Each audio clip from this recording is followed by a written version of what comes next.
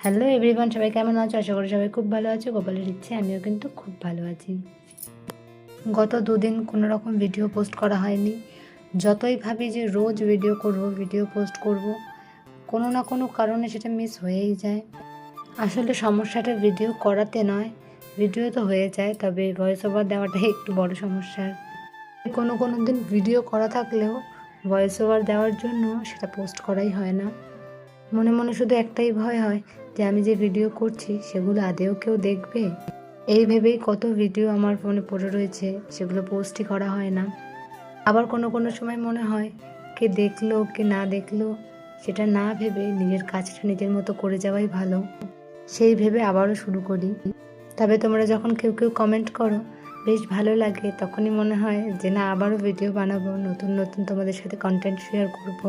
তাই তোমাদের যদি ভালো লাগে অবশ্যই কমেন্ট করবে। তোমাদের একটা কমেন্ট আমাকে অনেক মোটিভেশন দেয়। তো যাই হোক, এটা ছিল আমার গতকালকের ভিডিও। কাল ছিল মঙ্গলবার, সকাল 7:30 নাগাদ ঘুম থেকে উঠেছিলাম।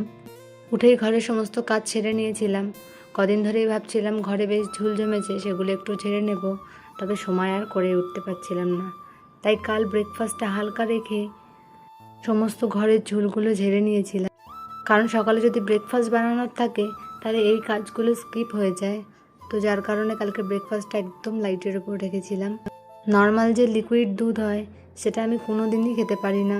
আমি জানি না কেন, আমার একটা বাজে গন্ধ লাগে।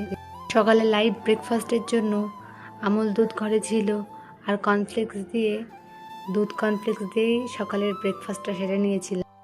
যেহেতু কাল মঙ্গলবার ছিল, লাড্ডু দিয়ে হনুমান চালিসা পড়ে পুজোটা সারবো।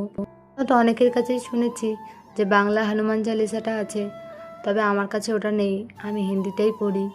এখন তো পড়তে পড়তে আমার হিন্দিটাই মুখস্থ হয়ে গেছে, যার কারণে কোনো অসুবিধা হয় না, তবে ইচ্ছা আছে বাংলাটা কেনার।